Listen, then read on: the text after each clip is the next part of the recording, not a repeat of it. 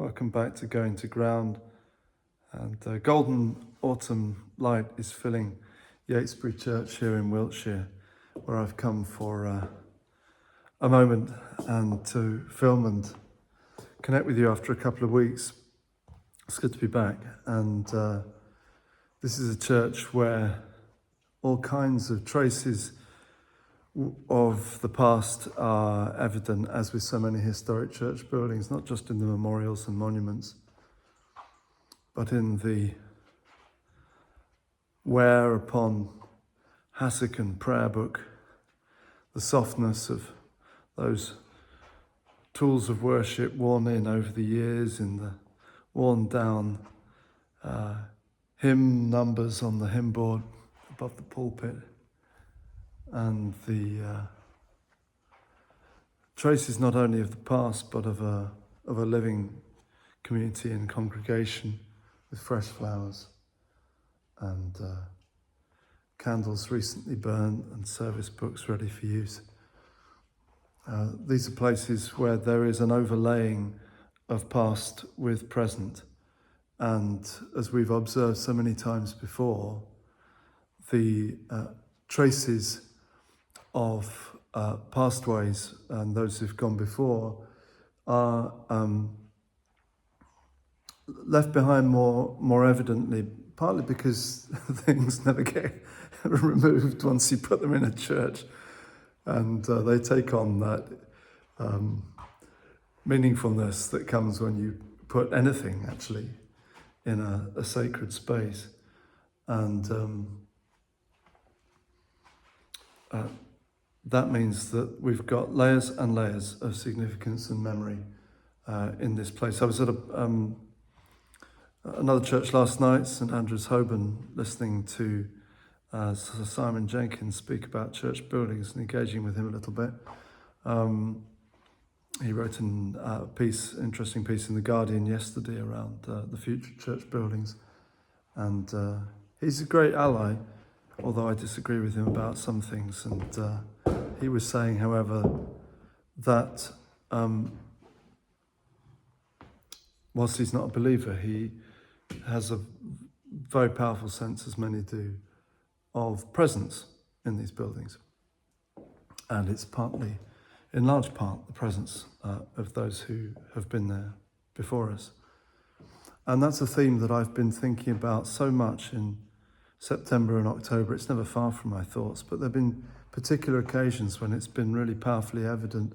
Rebecca and I took a trip to Amiens in France just for a weekend and visited the Somme battlefield, about which I might say more on another post, but it was extraordinary, overwhelming actually, and emotionally, surprisingly emotional, to be in that place where, 60,000 soldiers died on the very first day, and it's just the size of a sports pitch, where the traces of the scored-in trenches were still snaking their way through the earth.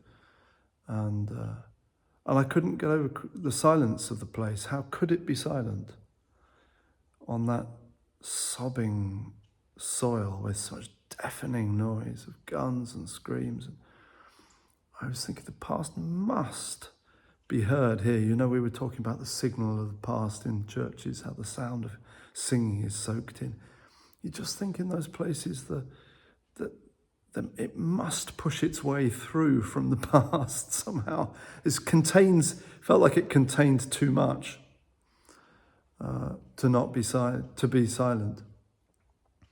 And then last weekend I was honoured to be preaching at Westminster Abbey for their annual pilgrimage week around the shrine of King Edward, St Edward the Confessor, thinking about pilgrimage and the patterns of the past and the tracks and the imprints of those who've gone before us. And in that place where so much contested history now is arranged in monumental form together and in peace, at least in silence, with monarchs, successive monarchs, extraordinary company to be in, Henry VII, Elizabeth I, Edward the Confessor, all these tombs with these relics around. And of course, Elizabeth I next to her sister Mary in death in Westminster Abbey, that's powerful. Just inches away when they were so divided in life. And there seems to be a kind of settlement in death, which is fascinating, a settlement with the past, with history.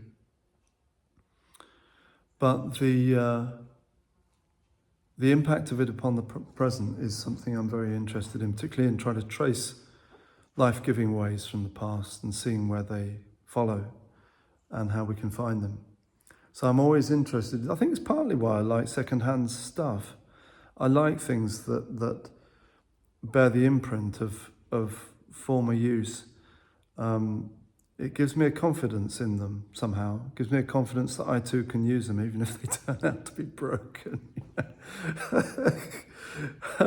I sort of mistrust new things. It's a ridiculous thing to say in some respects, but I think I trust anything, actually, even like second-hand books or second-hand cars. I trust things that have been used before.